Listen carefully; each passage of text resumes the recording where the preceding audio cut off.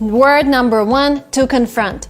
When you're confronting somebody, you're asking them something face to face. And when you're using the word confront, it actually has some negative meaning. So for example, when we say, this politician has been confronted by a journalist, that means that a journalist was kind of angry with this politician. He was probably mentioning something that politician wouldn't be happy about. Or for example, you can confront your enemy. So this means asking something, interacting face to face, but with this negative attitude. We will confront the inhuman. The next word is coherent. Coherent means logical and strategical. So for example, I really want to be big in Chinese social media. And I have a coherent strategy. I'm starting with Bilibili first, then I'm going to Chinese TikTok, and then I'm doing another platform. But I'm doing this step by step. It's a strategical and logical path to becoming big on Chinese social media. Coherent.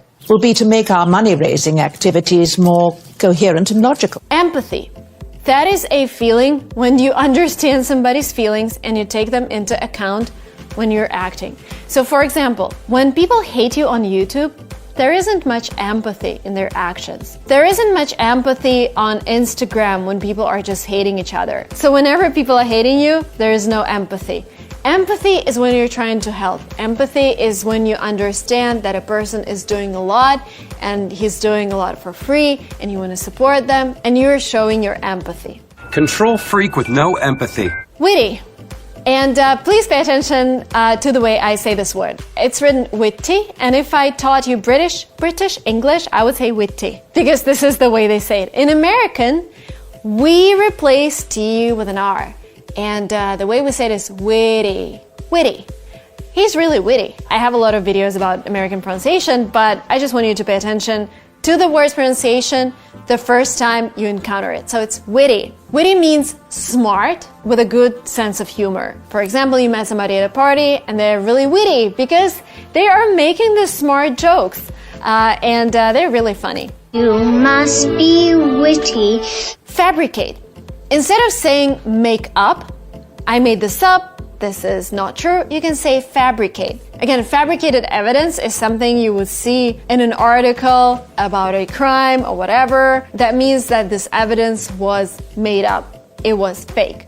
It was fabricated. So when you make something up in order to protect yourself, in order to confuse somebody, you fabricate something. And I hope you don't do that. We don't fabricate anything. That happens downstream. Inhabitant.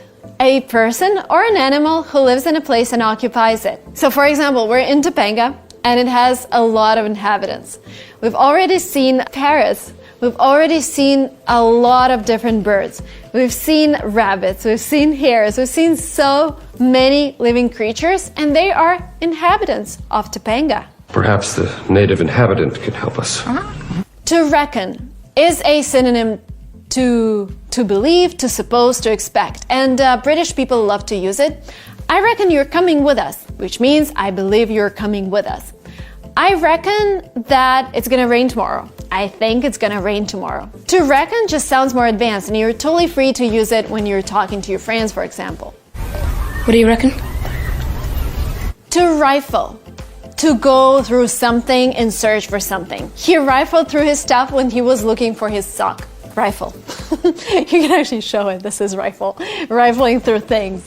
And I also wanted to give you some phrasal verbs, because phrasal verbs I used all the time. You cannot translate them verbatim, which means you can't just understand their meaning by translating the first and second part. You just need to learn what they mean. And the first phrasal verb is to ask out. He asked me out on a date. To ask out means to invite on a date, and you can just say he asked me out. That means you're having the first date. You are entering a romantic relationship. You called to ask out Monica. To back down, to withdraw from a position. There was a board of directors and the CEO backed down, which means that the CEO decided to leave the board. You can't just back down. Instead of saying cancel the event, you can say call off the event. A lot of in-person events have been called off in the past months because of COVID, because of shelter in place. But a lot of them are actually coming back. But still, a lot of things are canceled, a lot of things are called off. Call off the wedding. To get away with something means to not be punished for doing something wrong. My dog has eaten my dinner and she got away with it because I just love my dog so much. They get away with it. To pass out means to become unconscious, and this phrasal verb is widely used in the US. So for example, he was hanging out by the pool in the heat for so long that he passed out and we rushed him to the emergency room. Another word you can say is fainted. Yeah, he needed to be rushed to the emergency room. Be careful this summer. Don't overheat. Don't pass out. Did I pass out in here?